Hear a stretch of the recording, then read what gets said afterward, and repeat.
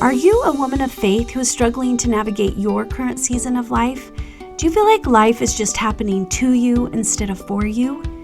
My name is Jill Pack. I'm a certified life coach and a member of the Church of Jesus Christ of Latter-day Saints. And I want you to know that no matter your season or circumstance, it is possible to create a more joyful life. And I would love to show you how. Are you ready? Let's go. Hello, friends. Welcome to the Seasons of Joy podcast. This is episode number 15, and it's a conversation with my friend and coach colleague, Laura Prescott. She is a fabulous coach, and I'm so excited to have her on the podcast this week. She coaches women on the trail, and I thought this would be a great conversation considering we're talking about fun this month. She has merged the principles and concept of coaching, and she uses it in the outdoors. I'm going to let her introduce herself, and then we'll begin the conversation. I hope you enjoy. Thanks so much, Jill. I'm so excited to be here. I love listening to your podcast. Like I was saying earlier, I put it on the way to the mountains for my really early sunrise hikes, and your voice just floating into my ear is the most wonderful start to my day. You're so sweet. You've added to my numbers. I now have three listeners. I love it. So yeah, thanks for having me. I'm Laura Prescott, and I live in Denver, Colorado. I am a life coach, which is how we know each other. But really, even more than that, I would say that I'm a hiker. That is my thing that I think about and talk about and dream about, learn about constantly is I love it. Something about the mountains. It is my favorite thing to do. And if I can't be doing something in the mountains, I love thinking about the mountains. Yeah, I love it. I love it. And you live in Colorado, so you have a lot of opportunity to get into the mountains. Yes, Yeah. I can look out my window right now and see just the very tip of still snow-covered mountains. Yeah, I love it. Yeah. We have some here in Utah too, and there's just like this little sliver of white, and I think that's my favorite. It's one of my favorite things is the green mountain and then the snow on top. There's just something magical about that. Me too. I love the contrast of seasons. Like a little bit summer and a little bit winter. Yeah. It's like they're like passing the torch to the next season. It's your turn. It just adds so much to the drama. Yeah, I love it. So tell my listeners a little bit about what got you into coaching. Yeah, so it has been a long trail. See, throwing in mountain terms already. Mm-hmm. It's been a long journey to get here. I would say that becoming a coach wasn't just a dream that I had and then went for. It did not happen kind of A, B, C. It started a little bit with one of my sisters-in-law actually worked with a coach and then got her certification and then talked her sister, so my other sister-in-law, into getting certified. And then they peer pressured me a little bit to going down that rabbit hole as well. But for me, I was not sold on the coaching at first. I really, more than anything, I wanted to do something outdoors. But I think there's not a lot of clear opportunity in outdoor recreation, career paths. And so when I started looking, I was looking a lot at guiding, working for Outward Bound, places like that do a lot more of the hard skills, right? Teaching, just teaching outdoor skills. And I'm in my 30s. That didn't feel like the thing I wanted to be doing at this point in my life. It made a little bit more sense if I was 20 and into that kind of thing and could take 3 months off to be in the wilderness. But I have dogs, I have a husband, I have a home that I love and friends that I really enjoyed being around. It didn't seem like the time to be taking off on those sort of things. And so I had played around a little bit. I actually took some outdoor leadership classes, and as much as I enjoyed them, realized this is really not the avenue I want to be in. And so then that coaching piece kind of came back around for me. I started looking at it in a new light of like, maybe if I am teaching more of the soft skills of being outdoors, right? Mm-hmm. Like instead of teaching someone how to tie knots or build a fire or hike safely, carry a backpack, pack the backpack, all of those things. What if I was showing them the mindset, the tools that you need in order to take on those adventures? And so even that took a while for me. It took actually a lot of me hiking and seeing the pieces of life reflected in nature on the trail for it to come together for me and see, I don't know, see the potential there, I guess. I love that. To me. I love that you've said two things. You said hard skills and soft skills. And I love that concept because I think so many people think of the outdoors as the hard skill. Yeah. And not that there's this other part to it, just as important. Totally. Right. You absolutely need the hard skills. You need to know how to do certain things to be safe outside. Absolutely, for sure. If I sent someone out and said, just believe in yourself, right, into the wilderness, that would not go well. Right. But at the same time, I think we watch all these outdoor athletes go do these crazy things, and we look at how strong they are physically. We look at their muscles, we look at their gear, we look at the years of physical training. But sometimes we gloss over a little bit, like, what are they thinking? And what is the training that's gone into the way they're thinking and what they believe about themselves and how they manage their emotions and how they manage their fear? I think it's something that we don't pay quite as much attention to. And I think there's a lot of room to pay more attention to that.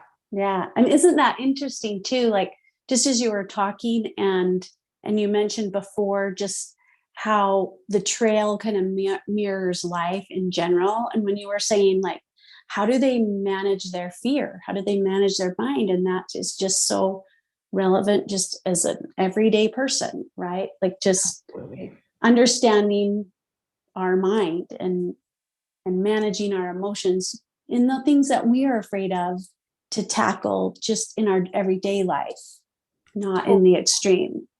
I think nature, being on a trail, hiking, rock climbing, whatever it is that you like to do, for me, it's hiking, is a wonderful place to practice those skills in an environment that makes it a little more fun, a little more exciting, smells really nice, is beautiful, all of those things you get to practice out there. So then you come home to your job and your husband or wife or, partner, whoever, friends, family, and you can take some of those skills back to when maybe it's not as lovely and pretty and smells nice. Right. It's kind of that messy middle of life. Yeah. And I love that. Just the idea of like stepping out of the ordinary and the routine and implementing fun, but allowing the opportunity to also grow in other ways because you're you're outside of the normal. Exactly. Yeah. And I think those opportunities just really present themselves. I didn't realize getting into this, I was worried that I was going to run out of mountain metaphors. Right. There's only a couple. I got to figure out how to use these. I'll be mid-sentence and I'm like, oh, this is like the trail, or this is like this tree. I have so many ways of comparing, and they just keep revealing themselves to me. Yeah, I love it. So this is a little on the spot. We did not talk about this one before, but what would you say is your favorite trail metaphor? If you could pick one. Yeah. So I think probably my favorite one came to me over the winter. It was right around Christmas, and I was thinking a lot about boundaries because, family, holidays, that brings up a lot of that stuff for people. And I led a hike And on the way there, I was just noticing like, this is going to be a pretty cold, pretty snowy. I think it had snowed the night before, winter hike. We're going to need some special gear to do this hike comfortably, safely, all of that. And I love thinking about the idea of boundaries it's like a response, right? Like instead of telling someone what they can and can't do, we just tell them how we're going to respond if they decide to do that. And I think outdoors is a great place to show that. And my metaphor that day was, I don't tell the weather what it can and can't do, right? I don't wake up and say, oh, snow, you need to stop. I have a hike planned. I'm actually going to need for it to be 65 and sunny. Breeze, gonna have to chill a little bit. A little too windy for me. Instead, I respond, and my boundary is if it's snowing, I wear a coat. If it's raining, I wear rain pants. If it's icy, I wear micro spikes. And so I sort of like the idea of just looking at those, like I just respond to what's happening out there. And then I can bring those things home and see that the people around me are just the weather, they're just the trees, they're just the trail, and I respond accordingly. Oh, that's so good. I love that. I love that. That's a great metaphor. I'm going to remember that one. You're just the weather.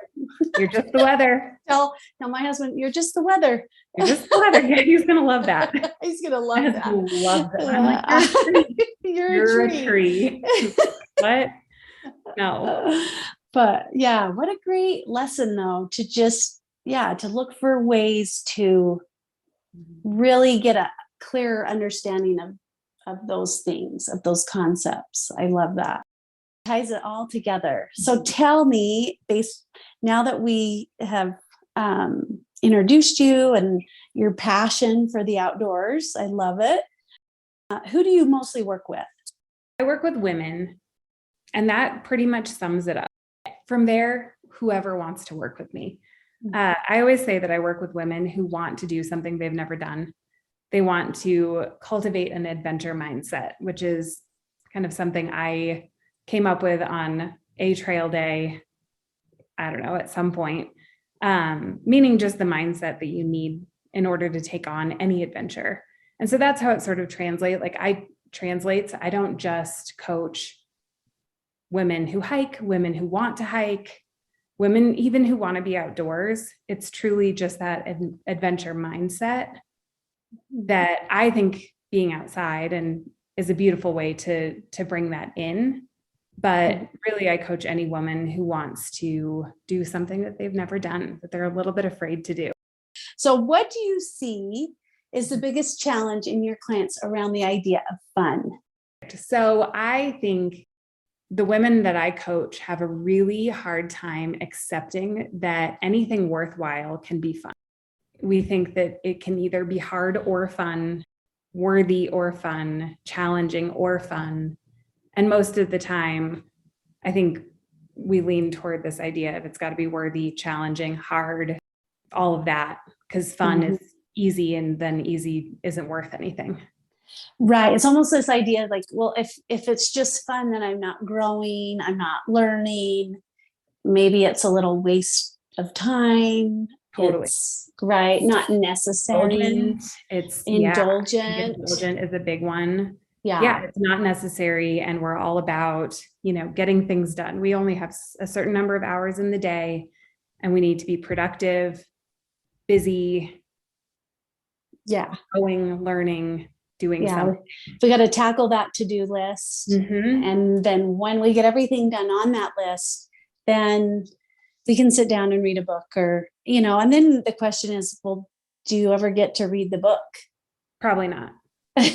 No. Because I don't know about your list, but my list never is done. The list is never done. And I think if you have that mentality of, I can't have fun because it's not worthwhile, why then would you ever sit down to actually read the book? You keep that just like on the table next to you as maybe someday I'll reach this, point tail land of being done everything, and then I'll give myself some fun. But you've already decided that fun isn't it doesn't exist.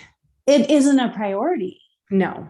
Right. And I think that's a challenge I see, is that women don't tend to make having fun a priority, at least the women I interact with. Yeah. And you said the word earlier, indulgent. I think there is kind of that idea that it's extra. Yeah. It's the fluff, right? It's not the necessary. And so that's easily eliminated. Totally. But I think we probably both agree on this, that is fun is necessary. Fun is essential. Fun is necessary. And I think this is where we get stuck, is that it's not an either or situation. It's not worthy or fun. It's not busy or fun. Like, fun isn't the opposite of anything. Yeah. I suppose it is, but not of most things. You're right. It can be both. Well, and I was thinking about that too. Like, you can incorporate, it isn't always about the next hike. No. Or the next trail. It's how can I incorporate fun in life? Fun is available at any time. I think even in the hardest moments, and that doesn't mean you have to turn hard into fun. It just means you bring fun along. You stick it in your pocket and take it with you. Yeah. Well, and I think it goes along with, you were saying, the adventure mindset. I think it's a mindset. It's a fun mindset. Like, how can this thing that I'm doing right now be fun? Totally. I was thinking about this earlier today, kind of getting ready for this, but I think a lot of us think fun is a feeling, but I don't think so. I think it's a mindset. I think it's a belief system. If you go in with your fun glasses on, you're just going to see more fun. You're going to have more fun. Yeah, I love that. It's an outlook, right? Yeah. It's an outlook. And I was thinking, I have a coach that always says, I'm the fun. Yeah. Like, I know that I'm the fun. Like, this is going to be fun to see how much fun I can make this, because I'm the fun. And I love that idea. And again, I think that it's a mindset. It's a mindset that we have to learn how to get to. Yeah. Absolutely. And I think I had written down a couple of things just that I think an adventure mindset includes. In my mind, an adventure mindset includes sort of several overarching pieces. And some of those things are confidence, resilience, persistence, determination, and flexibility. And I guess that's what I think is, when you have all of those pieces, at least somewhat, that's when you can turn any situation into a fun situation. You can see at least a sliver, a sparkle of fun, if you have all those things. Well, what do you think then stands in people's way? Is it missing one of those key pieces, or? I think it's a lot of black and white thinking. I think it's, if I don't have enough of this thing, then I can't have fun. I was looking up what fun even meant, and it really is pleasure, enjoyment, and it said joyful play. And I was like, I love that so much, because it's just doing these things for the enjoyment. Yeah. You're enjoying what it is you're doing. Totally. And that can be anything. It doesn't can be have anything. Outwardly fun. Right. I always joke that I am probably, from the outside, I don't think very many people around me think that I am fun, have fun. It's probably more have fun, just because of the things that I do. If you watch me on Instagram at all, I'm constantly posting, some crazy mountain or 18-mile day or 18-mile day. And it was so hot and we saw lightning from the peak. And I think my dad especially is always like, what are you doing? Why are you doing this to yourself? And I just think, I think it's fun. If I didn't think it's fun, I wouldn't be doing it. But I know a lot of people who really enjoy like backyard games, right? Like wiffle ball, or what's the one where you throw the cornhole? There you go. Cornhole, yes. There are Love competitions for that. Yeah. And I don't love cornhole. I don't love card games. And so I think outwardly, it probably looks like I'm missing out on something, but it's just not my favorite thing to do. Yeah. But isn't that interesting? Like that again shows that it's a mindset, right? Because we'll see people have different interests and you're like, that is so not me. That I don't really like that. You know, I have a daughter-in-law that knits and it's beautiful. I just have, that just doesn't look fun to me. Right. But she loves it.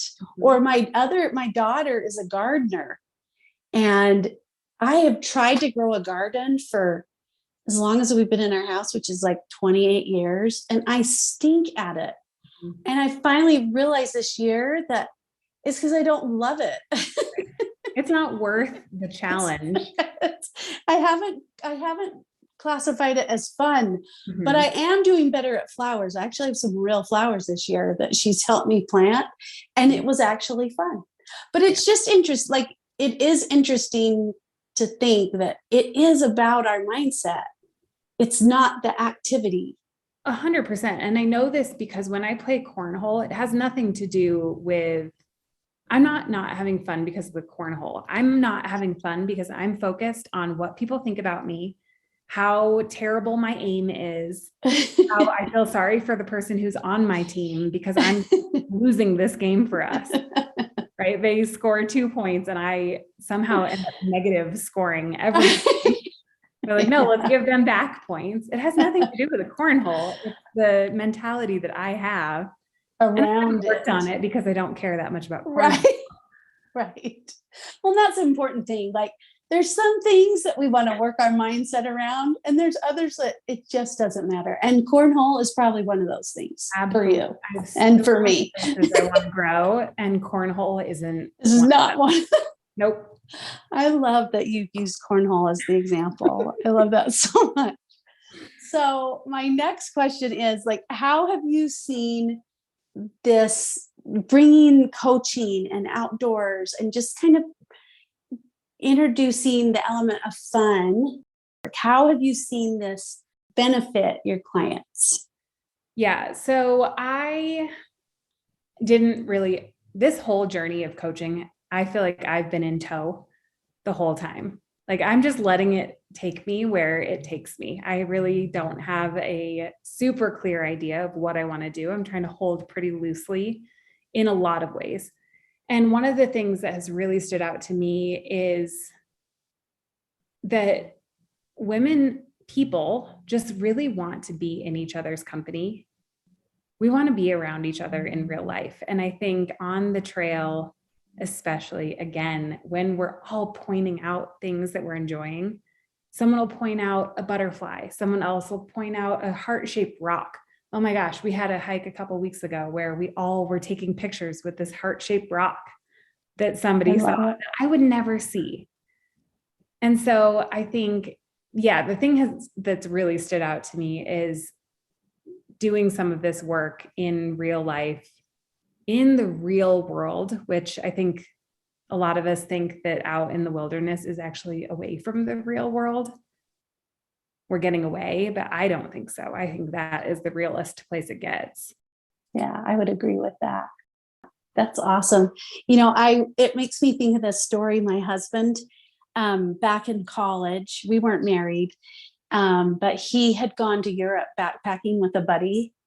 And at the time, his brother-in-law worked for the airlines, and so he could get standby tickets. And so he had to wait to fly right when there's a space. And so his friend flew home, and he was in France all by himself. And he went to the Louvre and the Eiffel Tower alone. And he says it was so like sad. Like, he'd see this cool thing and want to like tell somebody. Yes. And there was no one to tell. That's been the fun thing for me. I solo hike a lot. That's kind of how I got into hiking, was going by myself. It's a whole story there. But now having this experience with other people, it's the thing where I'm like, we get to the top of something and looking over and seeing someone see the sunrise or a rainbow, or even just any beautiful view is so fun. Again, Fun. Yeah. with other people to share it Yeah. with. Well, and we all have this need to connect with others, right? To be loved and to belong. Yes. And so that setting just really fosters that connection. It provides an opportunity for people to feel that connection with themselves, right? Seeing themselves accomplishing that activity, but then also connecting with those that are with them. And then, whether you believe in God or not, the creator, Yeah. whatever, nature is connecting. It's grounding to be in that space. It really is. And I think so much of the work we do as coaches is around showing our clients how to be responsible for themselves, right? How to be responsible for their own thinking, their own emotions, their own results. And that is so valuable. And let's not discount how wonderful it is to be witnessed by and share that time with other people doing that same work. Mm-hmm. Oh, I love that. That's such a good point. So as we kind of wrap up here, what is one thing or a concept that you would love to leave the listeners with that they could think about or take with them as into their life and use? Or I really do love the concept of fun. I think I live my life looking for fun. And I think that is what I would love other people to take away is while you're doing something hard, sweat, like either physically, mentally, whatever, whenever you're challenged, look for something fun, not to negate the challenge, just to add fun. It's like, I imagine it like putting food coloring in a glass of water, right? Like you're not taking any of the water out, but you're adding a couple drops of fun. Mm-hmm. Oh, I love that. That would be my add advice. a couple drops of fun. 3 drops whatever of fun, you're doing, wherever you are. And imagine it like that. swirling around like food. Yeah. I love it. I love that so much. Okay, so tell the audience where they can find you and where they can learn more about you. Okay, you can find me on a trail first and foremost. Absolutely. A little bit creepy, but whatever. So I spend most of my time on Instagram. That's where I do most of my social media work. And I'm Denver Wild Woman or Wild Woman Community. And my website is www.wildwoman-coaching.com. Awesome. Laura, it's been so fun to have you. Thank you so much for coming and being one of my first guests. It is my pleasure. This was so fun. In my journey of fun. Yes. So fun. So until I see you again. Perfect. Thank you. Thank you so much for listening. If you like what you hear, I would love it if you would share it with your friends and family and leave me a rating and review. If you'd like to learn more about what life coaching is, please schedule a free discovery call with me where we can work together through something that's causing you a problem. Just go to my website, seasons-coaching.com, and you can also find information about my Seasons of Joy one-on-one coaching program and my Seasons of Joy community. Have a joyful week, and I'll see you next time.